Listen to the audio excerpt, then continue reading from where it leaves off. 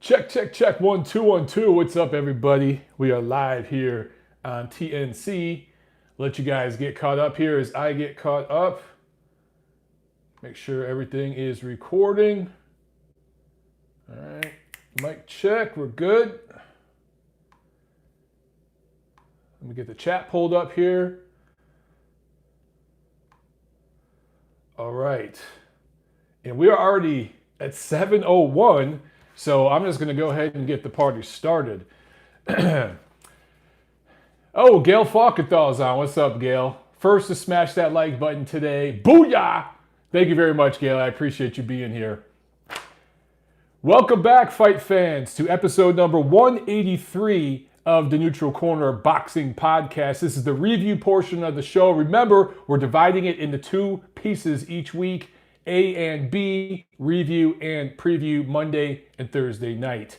So this is TNC 183A for the week of August 17. I am your host, Michael Montero for Boxing Monthly Magazine and BoxingMonthly.com.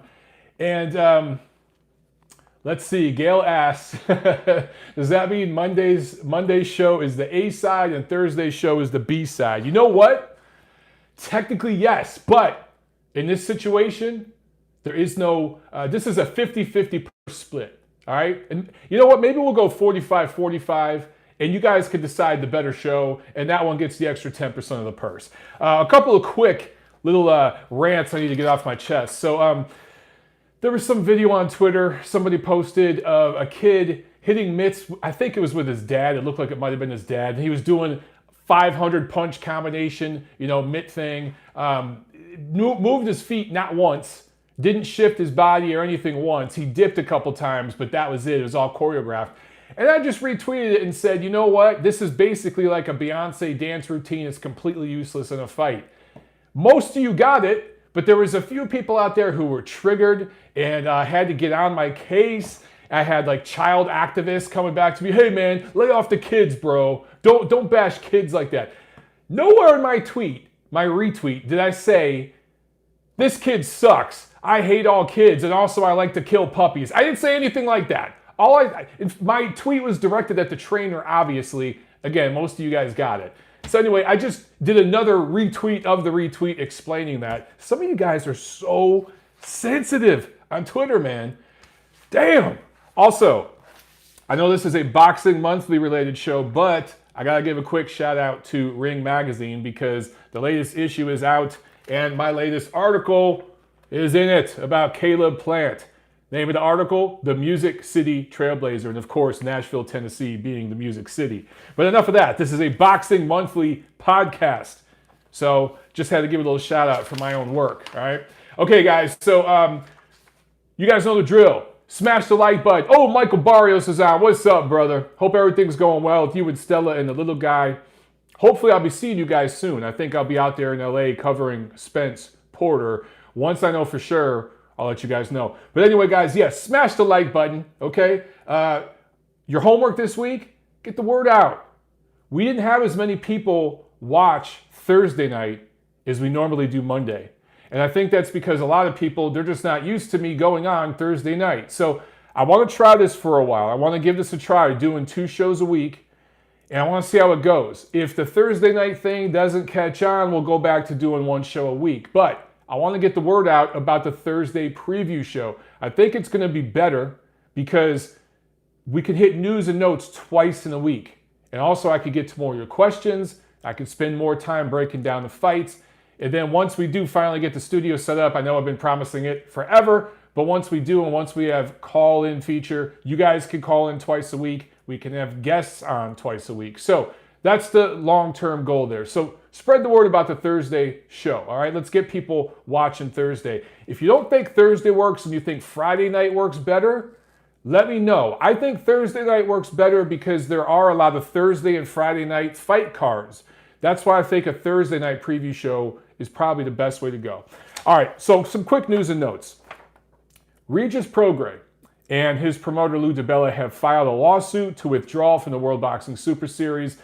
This sucks. This sucks because I have been really excited to see Prograis and Josh Taylor fight in the finale. You guys know I've been talking about it ever since they announced who was going to be in that 140-pound tournament. I told you it was going to be between Prograis and Taylor, and I told you that was going to likely be, at least on paper, the most intriguing matchup for diehard fight fans of the year. Some people hate tournaments. I like them. I think they can be a good thing. Look what the Showtime's tournament, I think the Super 6 tournament, I think it was called, years ago. Look what that did for Andre Ward. He eventually became a star. He screwed his own momentum, and I could go back and beat that dead horse a million times. But when he got out of that tournament, he was a star in the making. Look at what the World Boxing Super Series Season 1 did for Oleksandr Uysk. It did great things for him, man. He won the Fighter of the Year award last year. Universally won the Fighter of the Year award, right? It wasn't just the BWA, it was across the board. He was the Fighter of the Year. So it did big things for him. Callum Smith is now a bona fide name over in the UK. It did good things for him over there. He hasn't quite crashed the world level yet, but he could. You know what I'm saying? So I like tournaments, and I think a winner between Prograis and Taylor, that'd be a star in the making for sure. It would have been for the ring title at 140, whatever, if you don't value the ring title, fine, but if you do, take from that what you will. It just would have been a big deal, right? Now, we're still going to get Donaire and Inoue. We're still going to get the Cruiserweight finale. And for the record, I still think we're going to get the 140-pound finale, because here's the thing. DiBella and Prograis say that the WBSS violated the escrow agreement. They wanted a certain amount of their purse put into an escrow account. There was a certain timeline that they wanted before the fight actually happened. So, look, some of that, I think, whatever's in the contract, I don't know. Maybe they had some sort of agreement in the contract that a certain percentage of the purse had to be in an escrow account before the fight. I'm not sure. The way I've always seen it, fighters get paid after the fight, not before. But anyway, Prograis and DiBella have kind of had it. They want to pull out. Here's the thing. They signed a contract. And it's going to be very difficult for them to go into court and prove that the WBSS didn't uphold their end of the bargain if they got paid for the quarterfinals and semifinals, and they did. So everything that's been promised to them, they've been given up to this point. So, man, I just hope this doesn't become some long legal battle. The World Boxing Super Series did a counter lawsuit against Prograis and DiBella, and they're saying, look, we're going forward with the finale. You guys got to fight Taylor. Remember, Ivan Baranchyk tried to get out, and I told you guys that I thought he'd end up staying in the tournament, and he did. I tend to think that's what will happen here. I guess we need more details, because unless you got something really, really substantial, if you're Prograis and DiBella, that shows that the World Boxing Super Series handlers really violated their side of the deal on the contract, you're kind of locked in, man. You signed the contract. So we'll have to see what happens, but that's just really a buzzkill for me, man.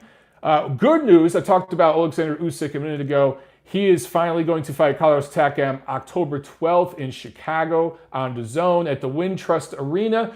For those of you familiar with Chicago, Wintrust Arena is right by Chinatown, closer to the water from Chinatown, and maybe 2-3 miles south of the Bean. So it's kind of like right there, man. If you're downtown, you can hop on the L, boom, you're there. I think it has like a 10,000 seat capacity. So can they sell that out? I don't know. There is a Ukrainian population there. I think they need to get some Polish guys and some Mexican guys on the undercard. And then, yeah, maybe they can sell out Wintrust Arena. They got time to promote this thing. They got 2 months. So it will be interesting to see how that all plays out. Now, let's talk about the big thing everyone's been talking about for the last couple days, really since the weekend. I think it was Saturday that this news dropped. But Andy Ruiz Jr., Anthony Joshua 2, according to Matchroom, according to Eddie Hearn, according to Anthony Joshua, according to DAZN, and they even talked about it on their broadcast this weekend. Apparently that rematch is set, and it is good for December 7th in Diriyah, Saudi Arabia. However, there's been talk. None of it's been substantiated or confirmed from Andy Ruiz's side, other than something his trainer said, which I'll get to in a second. But apparently Andy Ruiz is not signed on. Now, I need to make this distinction. There's no new contract They signed a contract months ago before the first fight. So it's not like there's a new contract. There's one contract that Andy Ruiz already signed. So it's a little disingenuous for some members of the media to say he hasn't signed yet. He signed like 6 months ago when he fought AJ the first time. When he was signing that contract, he was also signing for the rematch. So that's signed, that's sealed, that is delivered in the contract. He already signed the damn contract. However, he hasn't agreed to terms. That's a little different than signing the contract for the rematch. So apparently he wants more money, and I think he'll get it. A lot of people are on social media trying to bitch about Eddie Hearn and Anthony Joshua and somehow making it seem like they're taking advantage of Andy Ruiz and that Andy Ruiz has bargaining power now because he won the first fight. None of that shit matters. It doesn't matter who won the first fight. They signed a contract. It's locked in. There's a little bit of wiggle room here, but a contract is legally binding, people, okay? And there's other people on social media saying that, conspiracy theories that Uncle Al's playing chess and Eddie Hearn's playing checkers, and this is all some Machiavellian mind trick to get Ruiz out of the rematch so they can get him a fight with Deontay Wilder, even though he already has a contract signed to fight Tyson Fury early next year. Obviously, all that's craziness. Let me break this shit down for you, okay? Eddie Hearn wants to start promoting this damn rematch. December 7th is over 3 months away. He wants to get it announced, and he wants to start selling tickets, and he wants to promote the hell out of this thing. It's almost 4 months out from now. But he'd love to have all the terms and everything worked out by the end of this month so that from, let's say, September 1st through December 1st, fight week, that's 3 months, he could promote the living hell out of this thing. That's what Eddie Hearn wants to do. And he is the lead promoter on this. It's not PBC, it's Matchroom.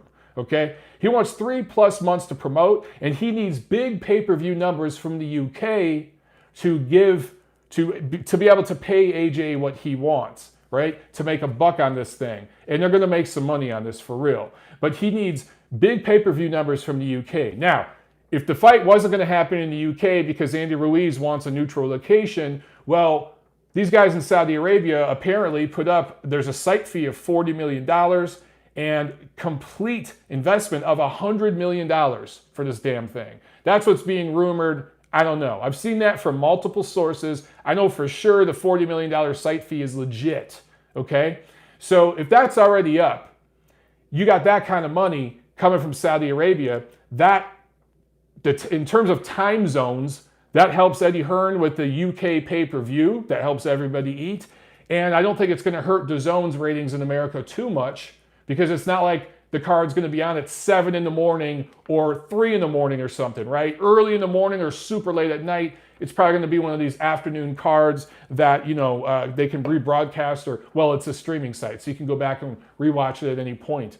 So I think that in terms of the time zone in Saudi Arabia, it works out. In terms of the money, it works out. Now, a lot of people are questioning, including myself at first. When I first heard Saudi Arabia, I'm like, shit, this ain't gonna happen. How many times was Manny Pacquiao rumored to be fighting in Saudi Arabia or that part of the world? And there was these investors, shadow investors, and they never came up with the money. And Bob Arum said, hell no, he ain't doing that.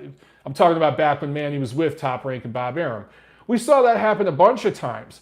But you guys are forgetting something when it comes to Matchroom and Eddie Hearn.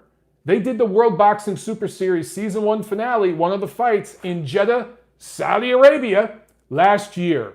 Eddie Hearn has also had Amir Khan fight over there, right? And I know Amir Khan is kind of one of these guys that's got cross-promotional stuff happening. There's ties to PBC. I get all that. But anyway, Eddie Hearn has built relationships over there, right? Again, he already had World Boxing Super Series finale over there. They've had a couple of boxing events. They've had other big sporting events over there outside of boxing. So there is a market there and there are relationships there. And they've showed up with the money before. So Eddie must know some guys over there that want to do business, and he feels confident enough, and so do the folks at DAZN, to announce this thing. They had a presser today announcing it. They announced it. Nobody from Andy Ruiz's team was there. And immediately, this whole situation kind of reminded me of the rematch between Sergey Kovalev and Andre Ward.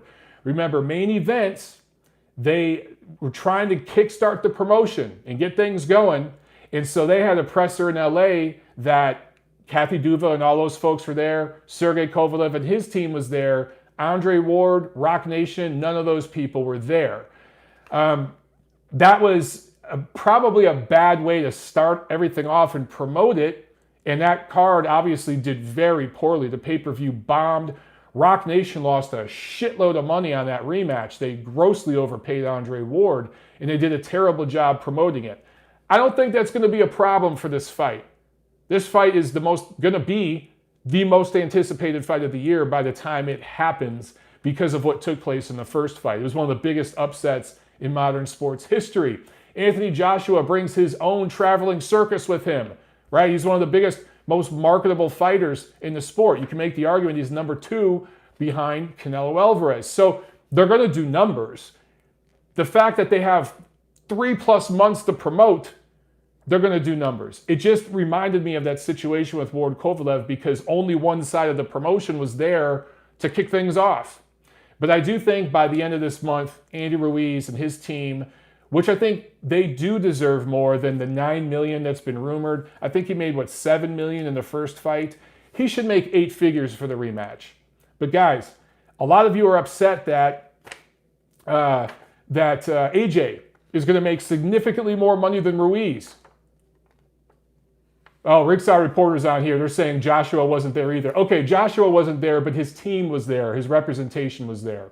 My bad, I misspoke on that. Thank you for correcting me, guys. So anyway, Anthony Joshua's entire team, his promoter were there, lead promoter, announcing that the fight's going to happen. And then Anthony Joshua tweeted about it, posted about it all weekend long on his social media. So obviously he's on board, right? Okay. Anyway, you guys maybe lose my train of thought, but thank you for correcting me. Ruiz, $7 million in the first match. He deserves 8 figures in the rematch, obviously, but AJ is going to make significantly more money. He's the bigger fighter. He's the bigger brand. Now, does he deserve 90% of the purse to 10%? No, but that's not what's going to happen here. I think in the first fight, Ruiz, by the way, career high payday was $1 million with Joseph Parker. And then against AJ's new career high was $7 million. He will probably end up getting about twice that in this rematch. And he should. I think that's fair. But if AJ made around, I think it was rumored to be somewhere around 20, 25 million, he's probably going to make that much for this fight. Actually, probably more, probably around 30 or so. He's still the financial A side and going to bring everything in. That's what it is. So I want to real quickly go to the rumors of Wilder Ruiz. People are saying, again, Andy Ruiz can drop his titles, he can walk away from this rematch, and he could go fight Deontay Wilder for even more money. He could make maybe $20 million, I'm hearing from some people. Guys, the economics of that don't work out. First of all, he would face litigation from Eddie Hearn and Matchroom, who would get probably the terms of the litigation when it all is said and done is Eddie Hearn and Matchroom would get a portion of his next purse, or 2 or 3 purses, a percentage. So he'd have to give some money to Uncle Eddie. They'd either have to buy him out of that rematch contract with Eddie. Something like that would happen, right? Also, he'd give up his titles. Andy Ruiz has 2 bargaining chips right now. 1, that he's Mexican-American. 2, that he has titles. Outside of that, not much bargaining power.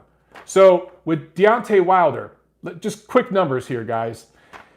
If they do Wilder Ruiz, let's say, in Las Vegas, the gate of that fight, maybe they do 25 million. Now, to put things in perspective, both Canelo-Golovkin fights did just under, one did just over 25 million at the gate there in Vegas. I think Wilder Ruiz probably could do a similar gate. Do I think it'd smoke that gate and do 50 million? Absolutely not.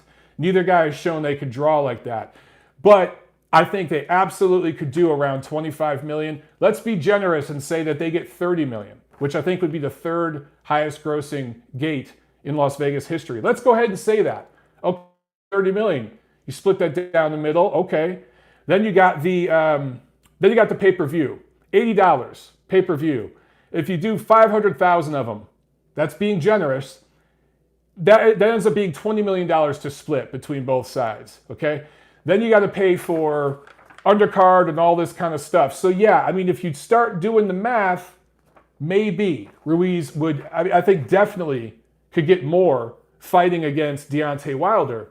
But again, you guys are forgetting all the litigation he'd be in, tied up with Matchroom and with the sanctioning organizations. Now look, he gets stripped of several of his titles. I think the WBA would give him one of their 8,000 titles. And obviously the BC, they're going to do business with Andy Ruiz, win, lose, or draw from here, because Mauricio wants to hook himself up and entangle himself up in that web if he can. So they put him up and prop him up to mandatory or something like that, especially with the Dillian White situation being up in the air. I get all that, guys.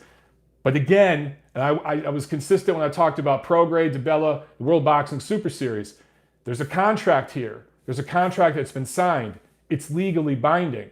So at the end of the day, what's going to happen, I'm telling you guys right now, regardless of what you hear online, is Andy Ruiz Jr. and Anthony Joshua are going to fight a rematch this year. That's what's going to happen. And I think that Andy Ruiz will likely he's definitely getting 8 figures. He might get upwards of twice the amount he got in the first fight, 14 million or so. Again, when you look at what he's made his entire career, $1 million against Parker, $7 million in the first AJ fight, twice as much in the rematch, he's doing pretty well. Some of you guys might be mad that Anthony Joshua is making so much more money, but this is like the argument with the World Cup soccer, where the Women's World Cup generates, I can't remember off the top of my head, guys, but I know it's maybe 1% of the revenue of what the Men's World Cup generates. So the men make more. It doesn't matter if one female team is super dominant and kicks the shit out of all the other female teams. In comparison to what the men do, they don't bring in the revenue. So, and I know, nuance, the American female team brings in significantly a good percentage of money, maybe even more than the male American team in America. That's different. Just like Andy Ruiz is going to bring in more money in Mexico than Anthony Joshua, okay? So I get that, but we're talking globally. Globally here, Anthony Joshua is the bigger brand. He's going to get more money. I know one of you guys, I couldn't see who it was, commented that Andy Ruiz is supposed to get $9 million. I know, he's not happy with $9 million. He's going to end up getting more. Trust me, he'll get more than that. He'll get 8 figures. Even if he only gets $9 million, it's still a career high payday for him. And he signed the damn contract. He signed the contract, guys. I was in the Marine Corps. I signed a contract to go over, if I had to go overseas and kill people for the United States government. I was only 18 when I signed that damn contract. When you're 18, you're an idiot, okay? I couldn't get out of that contract, right? So when you sign a contract, that's what happens. He signed a contract. Now, do I think he deserves more money? Yes. Do I think he deserves anywhere near what AJ is going to make? No, I don't. AJ is bringing in all the money. He's the one generating all the money. So he's going to make more of it. When Gennady Golovkin first fought Canelo Alvarez, their split was, I can't remember the exact numbers, let's say 70-30 in that range. In the rematch, Golovkin wanted more. Well, different situation. You can't compare that exactly to what this is, right? If Andy Ruiz wants to play tough, though, and I think he will, and I think he should, then I think he can get more money the way Golovkin did in the rematch with Canelo. Because Canelo couldn't make anywhere near the same amount of money as he could with Golovkin. Now, AJ can make money fighting a cab driver back in the UK, but he wants those titles back, right? So I think in the end, if Ruiz does hold out and plays tough, I think he could get some more money. So, all right, look, let me see. A bunch of you guys are yapping about this in the chat. I can see that for whatever reason, there's a strong political thing here with this. A lot of you guys, really, really hate Eddie Hearn or really, really hate Al Heyman. And depending on where you sit on that ideological fence, you have a different opinion on this. I think if you just compare this to other situations like before, it's pretty obvious what's going on here. So, and again, they're going to fight. There's too much money to be made here, especially if you got guys in Saudi Arabia putting up that kind of money. So let's see. Ignacio Ortiz asks, what do you think of Edgar Berlanga? He looks like he's got legit power, but needs to face better competition in order to find out how good he really is. You said it, Ignacio. That's exactly what I think. Good power.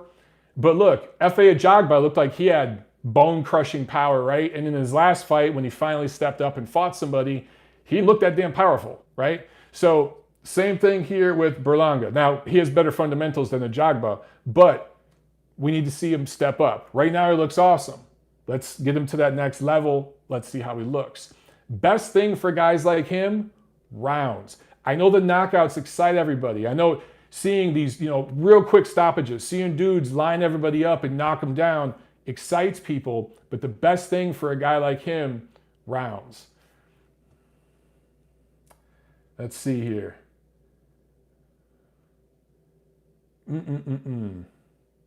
Ignacio also asks, does Robeisy Ramirez get revenge on the guy who just beat him Saturday, but in a 6-rounder?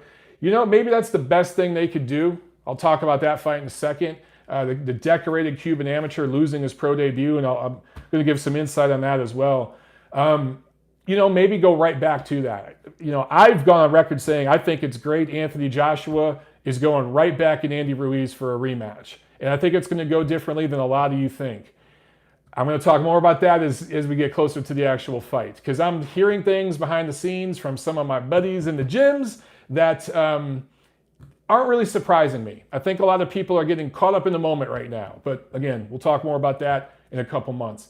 Anyway, I think the best thing maybe for Ramirez to do is get right back in there and quickly. It was only a 4-rounder. He can get back in there on the next ESPN card. Why the hell not? And avenge that freaking loss. Harrison Property says Triple G got 25%. Yeah, maybe it was 75-25 up front, and then it ended up being something like 65-35 in the rematch. I can't remember the exact numbers. I wrote about it in Boxing Monthly magazine, and I wrote the exact per split numbers in that article. I remember that because I talked to everybody involved and got them. And I had to really haggle to get the freaking numbers from these guys. But Jacob Rivas says audio is choppy and keeps cutting out. Jacob, refresh your browser, man. It could be you, because on my end, everything's good. Okay, you guys are arguing between Estadio Azteca and Wembley, so obviously you're still mad about this Ruiz-Joshua situation. Man, look, it is funny the way things get so drawn ideologically. Man, it just, I don't know, man.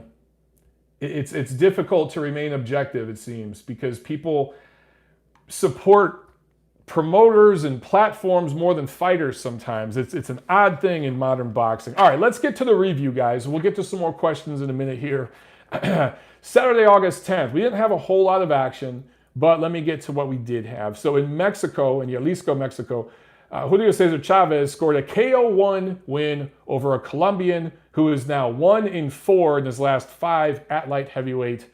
This is the same guy that Alfredo Angulo KO'd in Carson, California this April.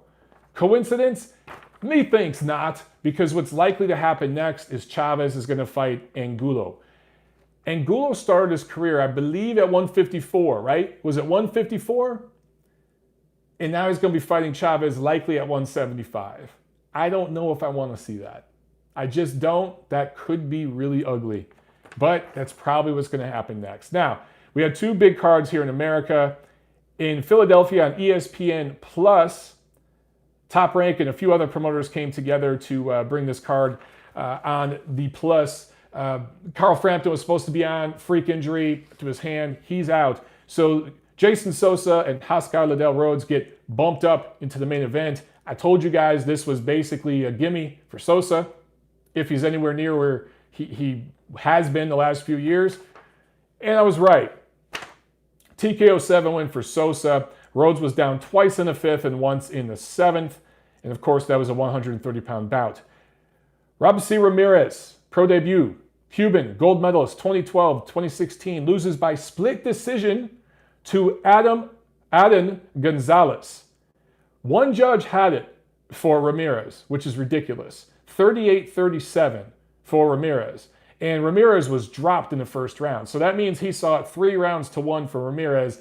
That's not the fight that most people saw. So this judge who had it for Ramirez is Dave Braslow, who I looked into a little bit. He works a lot of top-ranked cards. A lot of top-ranked cards. So take from that what you will. The other two judges scored this fight more accurately. 40-35 for Gonzalez, 39-36 for Gonzalez. So what does that say? That says that, look, maybe at best you could go 2 rounds apiece. Maybe at best you could go 2 rounds apiece. But to me, it looked like Gonzalez won at least 3 rounds, okay? And Ramirez got pretty much, I don't want to say dominated because it was competitive. It was a competitive fight. But one dude got dropped and lost most of the rounds. So this was a shocking debut for Ramirez. Now, a lot of people were talking about, well, Bernard Hopkins, who's also from Philly, where this fight took place, he lost his pro debut. Vasily Lomachenko lost his second pro fight. Look at what those guys have gone on to do, right? I thought it was interesting coincidence that Gonzalez is from Denver. He lost his pro debut by mixed majority decision. So he lost his pro debut. He gets in there against Ramirez, beats him in his pro debut. Things always go round circle in boxing. Here's the difference between B-Hop losing his first fight and Ramirez. B-Hop didn't have the amateur career that Ramirez did. Ramirez, again, 2-time Olympic gold medalist from Cuba. Hopkins had to learn on the job as a pro fighter, right? I also, correct me if I'm wrong, I don't believe he was dropped in that fight or anything like that. So I don't think it's really comparable. Now, Lomachenko losing his second pro fight, that was a title fight. Orlando Salido cheated before the fight and during the fight. And Salido, look, he's been busted before for PEDs and everything else. So, and he was basically a welterweight. I really didn't mind that. Lomachenko losing that fight, he learned more in those 12 rounds, and he almost pulled it out than most guys learn in their first 20 fights as a professional. And clearly it's worked for him. So you really can't compare that. Also, you're comparing a 12-round fight to a 4-round fight. You're comparing Orlando Salido, a former world champion, to Adon Gonzalez, right? So this is going to be a tough one for Ramirez to rebound from. He can, but I think that they need to get him back in the ring really quickly. And I agree with Ignacio that they need to get him in there against this guy again. Right that wrong and then get on with it, right? But I wanted to say this, and I know it's going to trigger some of you guys. I know it will. But can we stop glorifying Cuban amateurs? Look, 2-time Olympic gold medalist, that matters, right? But how many of these Cuban amateurs go on to have really stellar professional careers? Very few. When we look at the amateur standouts from Eastern Europe, from the UK, from America, a lot of these guys go on to have pretty good careers, right? Even if they end up just being journeyman level guys and stuff like that. But we see a lot of the amateur standouts from Eastern Europe coming over and fighting for world titles within 10 fights or so, 10 pro fights, and doing quite well for themselves. You look at the pound for pound list, there's several of those guys on it. We hear all the time. What have we heard for decades?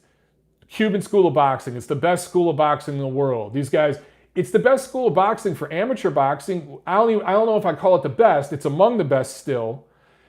I hear that. But what Cuban fighter has defected, come over here, and had a Hall of Fame career?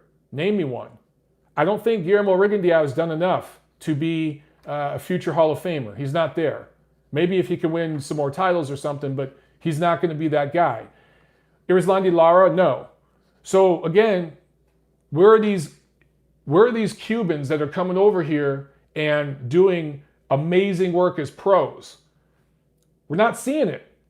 We're not seeing it. So I think that there's always been a tendency to glorify the Cuban amateurs to a certain degree among Paul Jacobson says Ugas. Ugas is a very good fighter, and I don't think we've seen the best of Ugas yet. But again, he's not doing the things that we hear about these. Joel Casamayor. Yeah, that's H Money. Mr. DAZN says Joel Casamayor. I agree with you. Casamayor is a very underappreciated fighter. I don't know if he's Hall of Fame level. I don't know, you know what I'm saying? But again, we've just been hearing for years and years and years and years that the Cuban guys are the best and everything else. When I look at the pound for pound list, I see a lot of guys from Eastern Europe. I see a lot of guys from America. I see a lot of guys from Mexico, right? That's where I see, and we're seeing more and more guys from the UK and everything like that.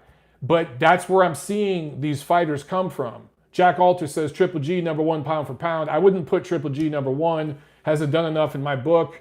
But yes, he's among the top fighters in the world pound for pound, and he's out of Kazakhstan, right? So yeah, man, I think we need to slow down and pump the brakes on everybody talking about the Cuban amateur system and how these guys are elite. They're not always elite when they go pro. Very, very few of them are. And fighters from other parts of the world may not get as much love, particularly with the amateur style. Like Mexican fighters don't necessarily do well on the global level in the amateurs. But when they go pro, they do pretty damn well, right? And you can say the same thing about a lot of American fighters. So anyway, yeah. Azier says Cubans don't transit well to pro. I agree, man. That's all I'm saying here. Also on this card, Philly heavyweight prospect Sonny Conto, 23 years old, 6'4", improves to 4-0, going the full round distance. Going the distance for the first time, gets in some much needed rounds. Okay, Grand Prairie, Texas on DAZN, Golden Boy Promotions card. That, again, I covered these fights for Ring TV, did a couple of write-ups. You guys can check those out on the Ring TV site. And almost every fight on this card, on the entire DAZN broadcast, featured fighters, either both of them or one of them, from Texas. I thought that was really smart. Good job by Golden Boy Promotions. That's how you do this thing. So in the undercard, Hector Tanahara, 23-year-old, or turning 23 in December, from San Antonio, 135-pounder, improved to 18-0. And Austin, Texas native, Trevel Mazion, 24 years old, 154-pounder, improved to 15-0 with the win on the undercard. In the co-main, Joshua Franco and Oscar Negrete fought to another split draw. Franco, turning 24 in October, has taken a lot of punishment in these three fights. They were all 10-rounders, 30 rounds with Negrete, and he took some punches, man. These guys really busted up the CompuBox stats, right? Every fight, tons of punches thrown, a lot of leather being slung. Oscar Negrete, 32 years old. He took a lot of punishment in these three fights. These, of course, were bantamweight fights. The first fight was a split draw. The second was a split decision win for Franco. A lot of people felt that Negrete won that second fight, including him. He even contemplated retirement after that second fight. That's how pissed off about it he was. And then in this fight, scores were 96-94 one way, 96-94 the other way, 95-95. Some people out there feel that Negrete did enough to take it. Look, I was cool with the draw. I was fine with the draw. When you look at the punch numbers and everything, it could be 6-4 either way. If you put a gun in my head and said which guy edged it, you know, if there was no such thing as a draw, I'd say maybe Negrete edged it. You know, I would. But you got a guy from San Antonio, from right there in Texas, fighting in Texas, younger guy. He got the benefit of the doubt in the second fight, so technically he was coming off a win. The other guy was technically coming off a loss. Maybe those things factored into the judging, but I didn't hate the draw. It felt like kind of an even fight. It did. Main event, Vergil Ortiz Jr. improves to 14-0 with a TKO6 win over Antonio Orozco. This was at welterweight. I did a radio spot Saturday talking about this fight, and I incorrectly said it was at 140 pounds. That's where Vergil Ortiz started, but he's at 147 now. So he is going to stay at the welterweight division. And I remember when I talked to him a few months back for that piece I did in Ring Magazine about him, he was still, his dad wanted him to go back down to 140. And there was a couple guys at Golden Boy who wanted him to go down to 140. But Eric Gomez and Vergil Ortiz, they wanted to go to 47. So that's where they're at now. He's strong at that division, man. Big, strong, physical welterweight. drops Orozco 3 times. Orozco did a good job staying low, covering up well, shelling up well, and landing some good counter shots. I like some of the right hands were getting in, some of the body work was getting in, was doing a good job giving Ortiz plenty to think about. But in the 6th round, Ortiz just stepped it up. He had never been past the 5th round. This was his first time, and it seemed he wasn't happy about it because he came out in the 6th round just with a sense of urgency. And there was one beautiful move he did where he shot a right uppercut. It was blocked. He shifted, shot a left uppercut. And Orozco didn't move quickly enough and adjust to it. Ortiz was just a little faster with his shift and shot that left uppercut. Hit him, dropped him. And Orozco, you could see his wits were about him. Because I think he mouthed like something like, fuck, or you could just see, with his lips, you could read his lips. He said like, damn it, something like that. When he was on his knees, when he went down, but his legs were gone. So his body just wasn't responding. Mentally, he was cool. It's like he saw the shot, he knew he was hurt, but he wasn't badly hurt. But he just could not recover. He could not recover. And man, Ortiz, what a finisher this kid is. When he smells blood, holy shit. He jumped all over him, dropped him a couple more times. TKO6 win for him. Everyone's excited. Here's the one nuance, okay? The one thing. Yes, he stopped Orozco. He stopped Mauricio Herrera, 2 guys who had previously never been stopped, but they're also natural junior welterweights, right? Junior welterweights who have taken punishment in plenty of fights. Herrera is well past his best. Orozco just had a long, grueling fight with Jose Carlos Ramirez earlier this year where he was dropped in that fight. And he's been dropped before. So, people should be excited. Ortiz is a good-looking prospect. And I don't want to hear about no damn Ryan Kingery Garcia. Vergil Ortiz Jr. is the best young fighter Golden Boy Promotions has in their stable. And I wrote that in my piece on Ring TV Saturday night. And I knew the folks at Golden Boy would see that, and maybe some of them would be triggered by it, but it's the truth. Vergil Ortiz Jr. is their best young fighter. He's better than Ryan Garcia, period. End of story. But let's slow down. He's only 21 years old, dude. 21 years old. I think that he could do one more fight this year. He could come back and fight in November, December, and get some more rounds in. But that's what he needs more than anything else is rounds. And at some point next year, they got to step him up against real welterweights and guys that can punch back. That, take your time with. But the first step is to get him in there with real welterweights that can take him rounds. That's what he needs next. And then get him in there with some guys that can punch back and see how he responds to that. Okay, guys, so that's it with the review, man. Not a whole lot going on. And by the way, this Thursday's preview show, there ain't a whole hell of a lot going on this weekend. It is truly the dog days of summer, but we're still going to do a show and have fun and talk and chat and chop it up. All right, so let's see. Do you guys have any questions, or are you just going to keep arguing with each other? Harrison Property asks, what is the Golden Belt, Mike? Is that WBA? I think that's WBA bullshit. I don't know. I can't keep up with the WBA, man. They give out belts like prostitutes give out herpes. I don't know. I can't keep up with them. It's best to not think about them. How about that? Let's see.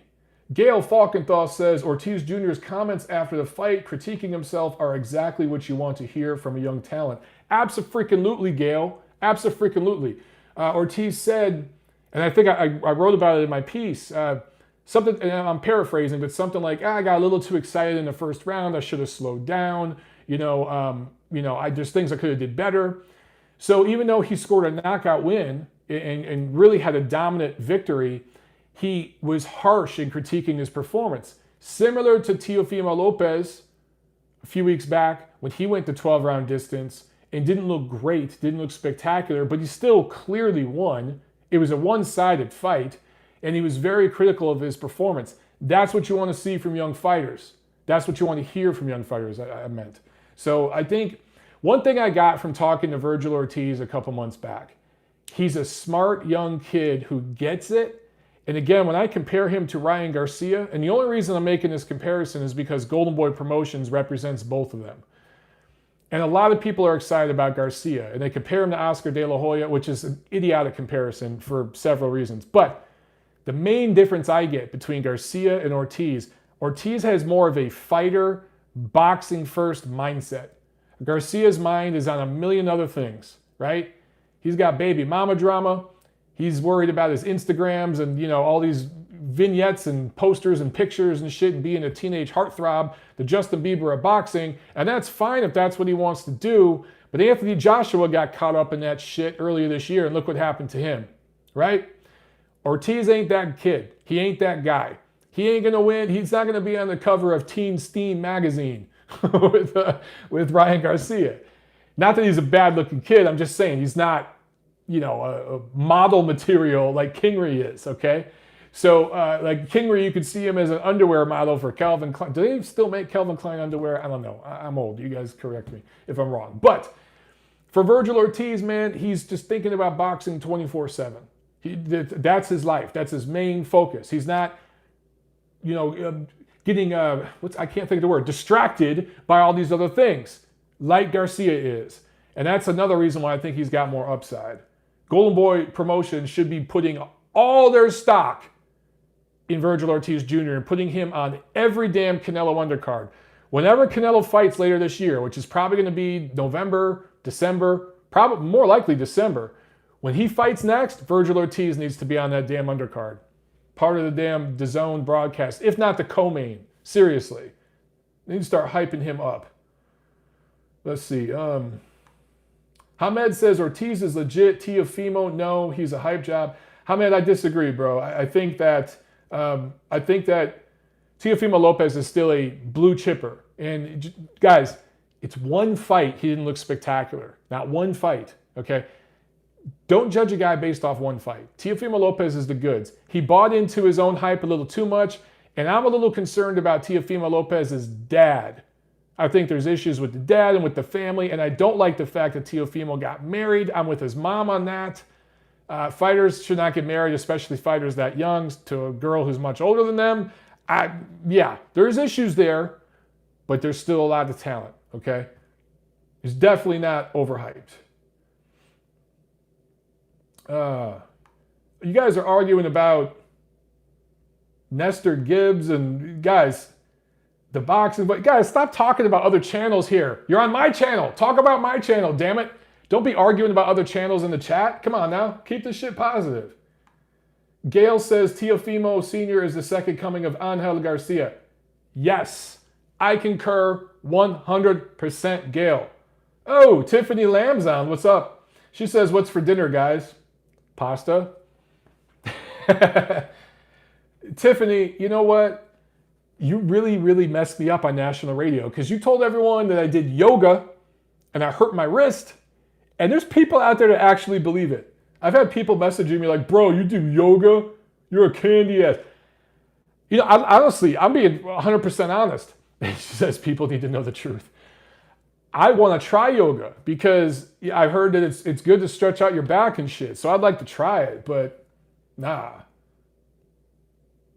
Gail says, Michael, no shame in doing yoga, bro. Exactly.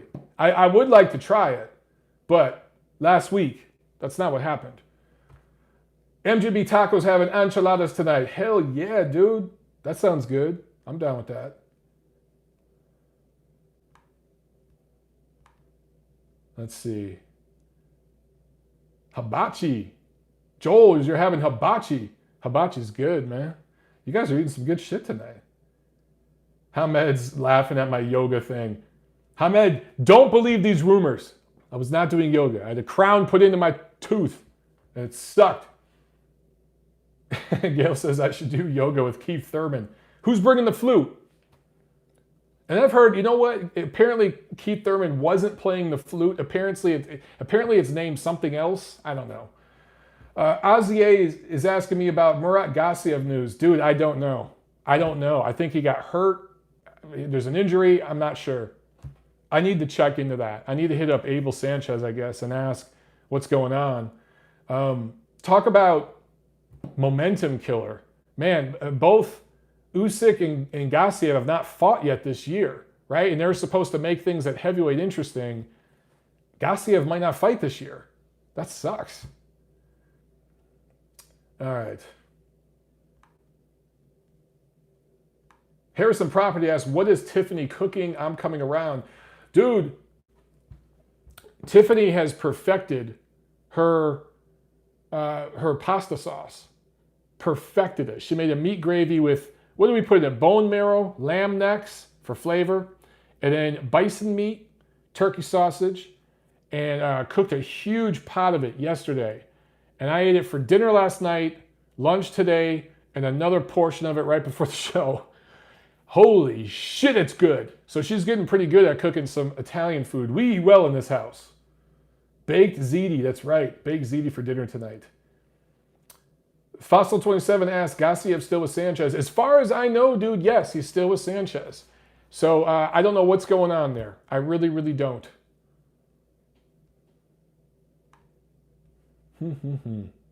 ADBC says, King Ryan, the future of boxing. Look, I'm not saying King Ryan doesn't have potential. He's got a ton of potential. He hits hard. He's got good speed. His footwork's decent, but he lacks head movement. His footwork could improve, and I just don't know if he's dedicated. Dude, boxing is different than other sports. This isn't the NBA, guys. You can't smoke weed through half the season and take half the plays off like LeBron James does. You can't do that in boxing. You can't. You have to be almost sociopathic about this shit. You just have to really succeed in this business. So I don't know, man. But he is working. Yeah, you know what? Okay. ADBC made a good point. He says Canelo's trainer is going to fine tune him.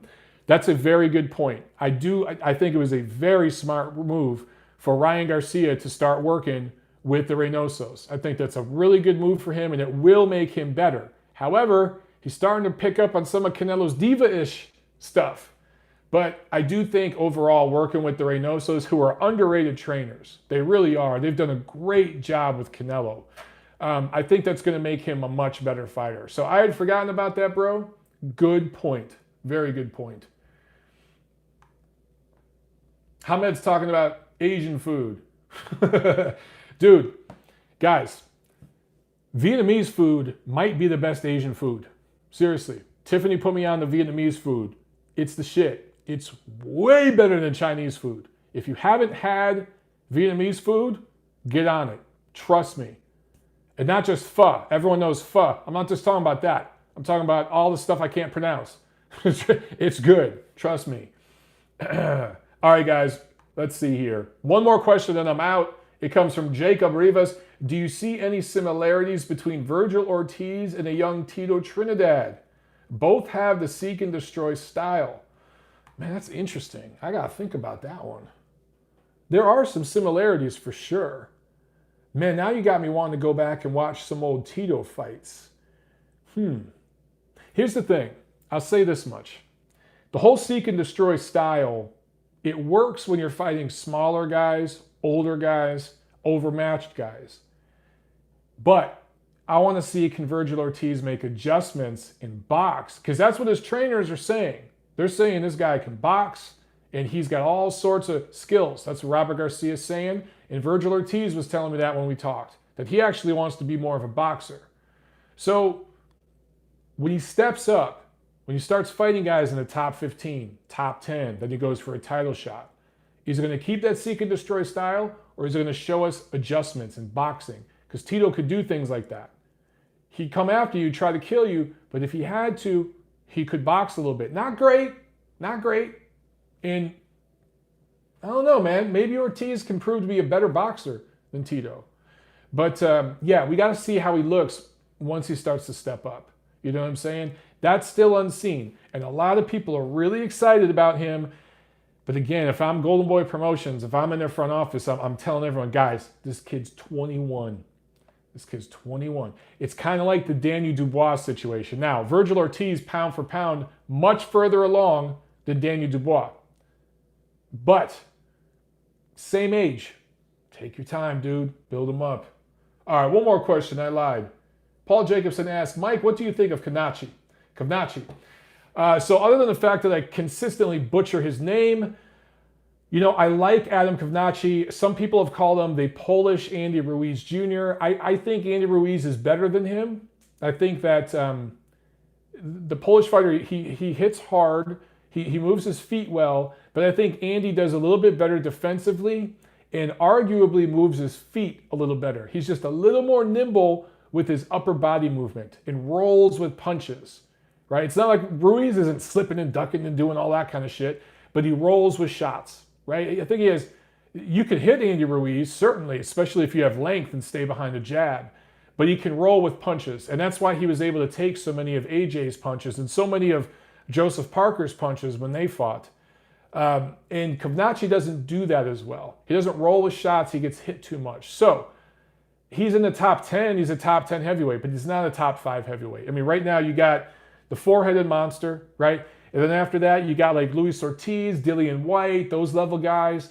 And then the tier after that, that's where Kovnachi is. So the lower part of the top 10. Maybe he's the 8th best heavyweight in the world, somewhere around there right now. That's where he is. Saloon Mooney says, dude's nothing like Ruiz. I agree. Well, I'm not going to say nothing like him. They both look the same. They're both chubby, pale guys. You know, they look similar. People are going to make comparisons. They also have very fast hands and misleading athleticism for their build. Saloon Mooney says he's more like Brazil. He's much faster than Brazil. He's much more athletic than Brazil. And I think he takes a better shot than Brazil, and he's got more power than Brazil. So I wouldn't compare him to Brazil, dude. Brazil's a lot taller. Just in terms of his size, the way he moves, there's a little more similarity to Andy Ruiz. I just think Andy Ruiz is better. Andy is just better defensively, like I said, rolls with punches better. And I think if they were to fight, I'd like to see it, and I think eventually it's going to happen because they're both PBC guys. But when you see Ruiz and Kovnachi fight, it's going to be fun, but Ruiz is going to win. That's what I think. All right, guys, we're almost an hour in, so I hope you enjoyed the chat. Remember, Thursday night, same time, same place, preview show. And there's not a whole lot to preview, so we're going to be doing a lot of chatting and arguing, right? Which is fun. Just keep it civil. All right, guys. I'll see you at the fights.